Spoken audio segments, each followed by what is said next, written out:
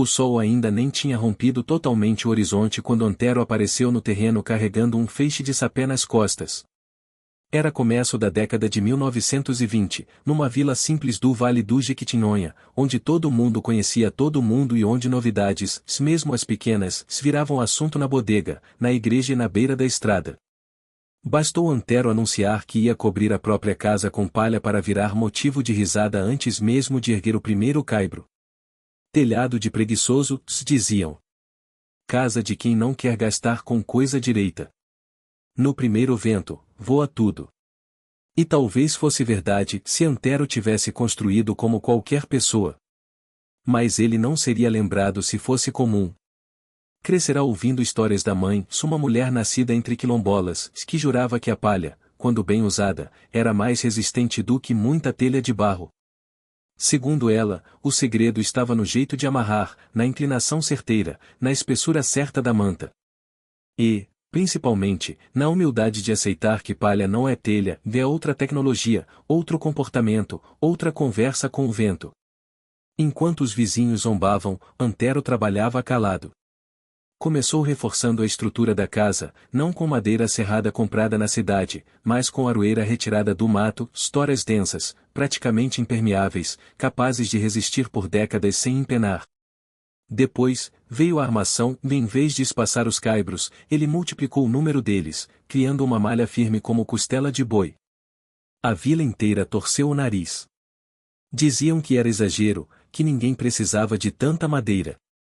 Mas ele sabia, o telhado de palha não é para lutar contra o vento. É para conversar com ele. Durante semanas, Antero sumiu no mato, cortando o sapé no tempo certo, nem novo demais, que apodrece, nem velho demais, que quebra. Espalhou tudo para secar ao sol. E quando começou a trançar a manta, as pessoas realmente pararam para observar. Ele não simplesmente jogava palha por cima, se ele costurava, camada por camada, com fios longos de cipó-imbira. Cada feixe era amarrado com 4 pontos, todos posicionados exatamente no sentido oposto ao vento dominante.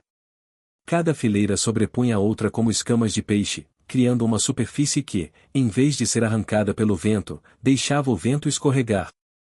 Os vizinhos achavam bonito, admitiam isso, mas continuavam dizendo que bonito não significa resistente. Ainda mais quando, no final da obra, Antero inclinou o telhado muito mais do que a média. Ninguém entendia por quê. Até os pedreiros da vila riram. Com essa caída aí, a primeira chuva vai bater e esparramar água até dentro da cozinha. Mas a inclinação não era erro, era cálculo. Palha precisa de velocidade para expulsar água. Quanto mais inclinada, menor a chance de infiltração. E Antero sabia que o verdadeiro inimigo não era a chuva calma, era a chuva que chega como flecha. Quando terminou tudo, o telhado parecia um manto dourado cobrindo a casa. E, para a surpresa de muitos, por dentro a temperatura caía uns bons graus. O ar circulava suave, sem virar redemoinho. A casa o respirava, como se tivesse pulmões. Mas o povo gosta mesmo é de prova. E ela veio rápido. Em novembro daquele ano, o céu mudou de humor como quem vira a mesa sem aviso. Começou com uma ventania tímida, que levantou poeira na estrada. Depois, veio o estalo seco dos bambus quebrando atrás das casas. Em poucos minutos, nuvens negras rasgaram o céu e um vento quente, forte, revoltado, desceu pela vila carregando areia, folha seca e medo. Era um daqueles temporais que Minas conhece bem, rápido, violento, decidido a testar cada telhado da região. O primeiro a ceder foi o de seu Daniel, as telhas voaram como cartas ao vento. Depois, a casa de Dona Ritinha perdeu metade da cobertura.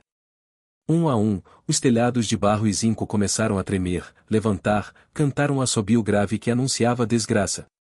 A tempestade não escolhia vítima e arrancou telha de gente rica, de gente pobre, de gente experiente na lida e de principiante.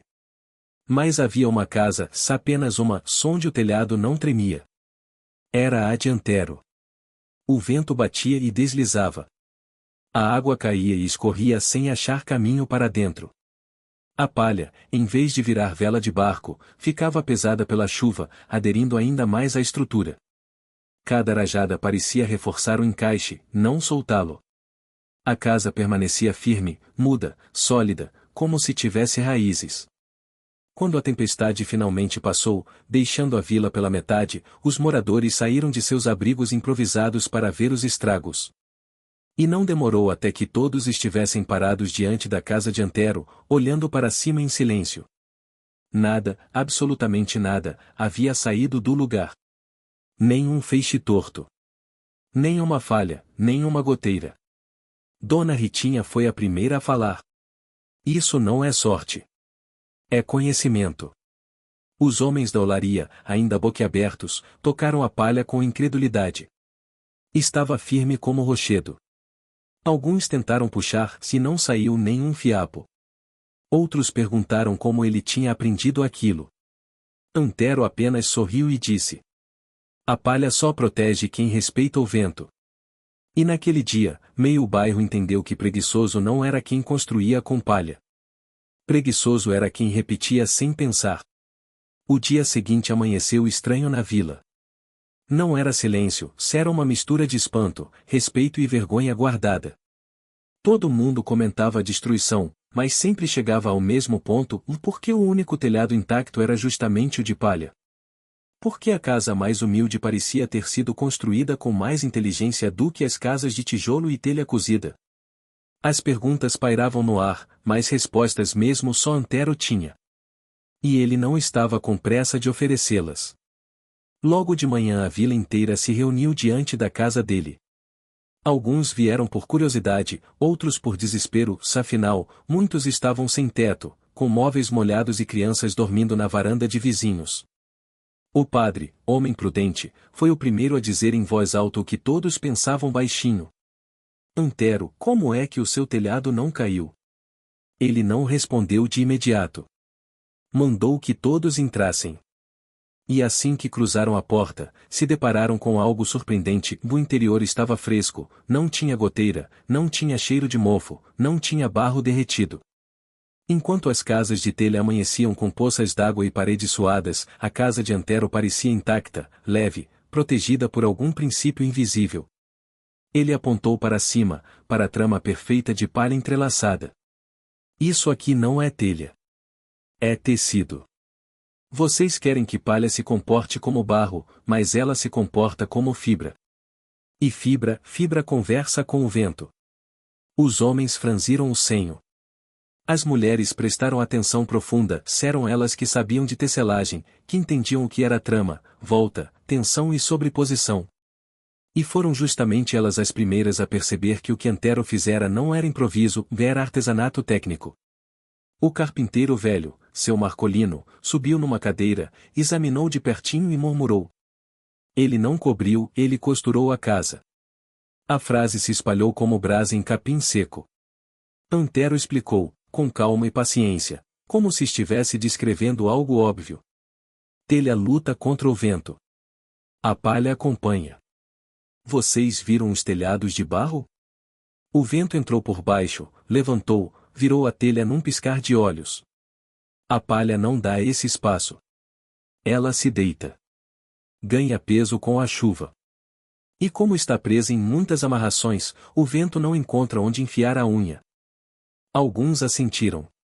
Outros continuavam desconfiados. Foi então que seu Joaquim, dono da mercearia e homem orgulhoso de seus telhados de barro cozido, perguntou. E por que as telhas do resto do bairro saíram voando? Não era para segurar? Antero sorriu com um canto da boca. Não de deboche, de certeza. Porque telha foi feita para enfrentar a chuva, não o vento. A tempestade de ontem veio ao contrário, trouxe vento antes da água. A primeira rajada entrou por baixo das telhas, ergueu como quem ergue bandeira. Depois que levanta uma, levanta 10. E quando levanta 10, arranca o telhado inteiro. Já a palha, quanto mais vento, mais ela se abraça na madeira. A multidão murmurou. Fazia sentido. Fazia muito sentido. O padre olhou para o grupo e disse. Estamos diante de uma tecnologia que esquecemos. E era verdade. Aquela casa desafiava o orgulho moderno. Era o lembrete vivo de uma sabedoria antiga que havia sido abandonada porque eu não parecia bonita, não parecia civilizada, não parecia de gente que progride. A tempestade não levou apenas telhados. Levou certezas. Nos dias que se seguiram, quem ainda tinha casa abriu buracos no forro para secar paredes. Quem não tinha, improvisou barracos com lona. Já Antero continuou dormindo tranquilo. E continuou trabalhando. Ele sabia que as visitas viriam, se vieram. Dona Ritinha apareceu primeiro, com o filho pequeno no colo, pedindo: "Me ensina a fazer esse telhado, meu filho? A gente não pode passar por isso de novo."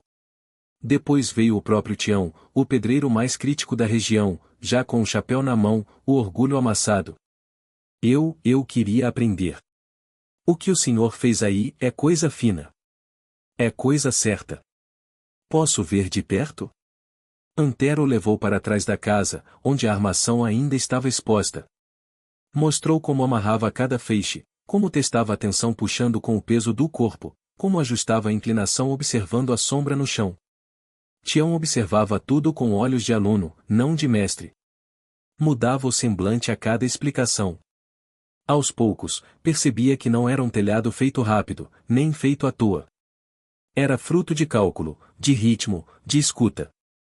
"Isso aqui segura o vento porque o vento entende ela", dizia Antero.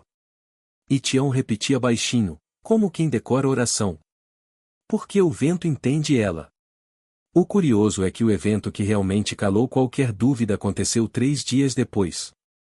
Outra tempestade veio, menor, mas forte o suficiente para testar remendos e improvisos. Choveu horizontal, batendo nas paredes como areia jogada com força. E mais uma vez, quem tinha telha perdeu algumas peças. Quem tinha lona perdeu tudo. Quem tinha zinco não conseguiu dormir com o barulho. Mas a casa de Antero permaneceu imóvel. Nem um farfalho. Nem uma fibra fora do lugar. A vila inteira se reuniu na porta de madrugada, esperando ver alguma rachadura, alguma infiltração, alguma falha. Não encontraram nada. E nesse silêncio impressionado, Dona Severina resumiu o que todos pensavam. A palha dele não é fraca. A palha dele é inteligente. A frase ficou marcada. E, a partir daquele dia, ninguém mais chamou o telhado de preguiçoso. Nas semanas que se seguiram, o bairro virou um canteiro de obras improvisado. Não por força de mutirão organizado, mas por uma espécie de humildade coletiva que caía sobre o povo depois de uma lição que não tinha como ignorar. As pessoas chegavam a Antero com madeira torta, cipó arrancado no mato, feixes de palha colhidos às pressas. Queriam aprender. Queriam reconstruir. Queriam segurança, não mais aquela segurança baseada na ideia de que modernidade significa sempre cimento, barro cozido e estruturas pesadas, mas a segurança de algo que dialoga com a natureza ao invés de enfrentá-la. E Antero, paciente como sempre, ensinava a todos. A palha não precisa ser forte, se ele dizia. Ela só precisa entender o vento. E assim começava a primeira aula, e sentados no chão, homens e mulheres observavam o movimento das folhas no capim ao redor. O vento vinha de oeste pela manhã e virava para norte à tarde. Ele mudava de ritmo conforme a sombra subia no morro. Era como se Antero estivesse ensinando não a construir, mas a escutar. Era o oposto da pressa típica dos pedreiros da região, dele queria que cada pessoa aprendesse o comportamento do lugar antes de erguer qualquer caibro. Quando enfim partiam para o trançado da palha, os alunos descobriam que não havia nada de preguiçoso naquele trabalho. Era exigente. Era preciso. A cada feixe mal amarrado, Antero desmontava e fazia de novo. A cada nó frouxo, ele entregava a vara de cipó ao aluno e dizia: "Puxa de novo. Se o vento sentir fraqueza, ele abre por aqui." E puxavam. Puxavam até os dedos queimarem. Até compreenderem que a resistência não estava na palha, mas na amarração, se que a técnica, embora simples, exigia disciplina. Tião, o pedreiro orgulhoso que antes zombara de tudo, foi o mais dedicado. Ele testava cada feixe com a força do braço, depois com o peso do corpo inteiro, depois com um golpe seco para simular rajada de vento. E quanto mais aprendia, mais calado ficava. Era a primeira vez em anos que ele se colocava na posição de aprendiz. E isso, por si só, já era transformação. As crianças adoravam ficar por perto. Corriam com feixes menores, fingiam que amarravam telhados imaginários, imitavam as falas de Antero, repetindo o vento entende com naturalidade de quem absorve um novo conhecimento sem bloqueio. A vila inteira parecia respirar de um jeito diferente. O trauma do temporal ainda estava no ar, sim, mas agora misturado com esperança, se esperança construída com palha, madeira e humildade. O momento que mudou tudo de vez aconteceu quando a primeira casa reconstruída com telhado de palha ficou pronta. Era a de Dona Ritinha. Ela insistiu para que todos fossem ver. No dia marcado, a vizinhança entrou e sentiu imediatamente a diferença, o ar era fresco, a claridade suave, o silêncio profundo, sem o eco metálico do zinco, sem o abafamento quente das telhas. Parece que a casa suspira, comentou o padre. Ritinha sorriu tímida. Estava orgulhosa. Mas Antero observava outra coisa. Observava a palha repousando no telhado como se tivesse vida própria. Observava o jeito como, mesmo sem vento forte, ela permanecia esticada, firme, sem lascar, sem abrir falha. Aquilo o enchia de satisfação. Era mais do que obra. Era continuidade. Era saber antigo ganhando futuro. A tempestade seguinte demorou quase 2 meses para vir, mas veio brava, pesada, cheia de trovões que tremiam o chão e um vento inquieto que parecia querer provar algum ponto. Dessa vez, no entanto, a vila não entrou em pânico. As pessoas correram para dentro das casas e ficaram em silêncio, esperando ver se sua nova construção iria resistir. E resistiu. Todas resistiram.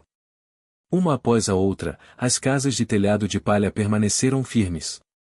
O vento tentou, mas não encontrou frestas. A água caiu pesada, mas escorreu sem penetrar. Não houve barulho de telha batendo. Não houve correria. Não houve desespero. Apenas o som da chuva correndo sobre o sapé como dedos deslizando sobre tecido grosso. Quando o temporal passou, as famílias saíram para fora e olharam suas casas com um brilho que não era apenas alívio, era orgulho. Orgulho de ter aprendido. Orgulho de ter confiado. Orgulho de ter vencido o medo e abraçado uma técnica que antes classificavam como atraso. Meio bairro, aquele mesmo que antes caçoava de Antero, agora tinha um novo telhado. E a vila inteira sabia a razão, porque um homem teimoso do jeito bom, se recusou a acreditar que simplicidade é sinônimo de fraqueza. Naquele fim de tarde, com o chão ainda úmido e cheiro de terra molhada subindo do barro batido, Tião caminhou até Antero e ficou parado em frente a ele, sem jeito. Demorou alguns segundos antes de falar.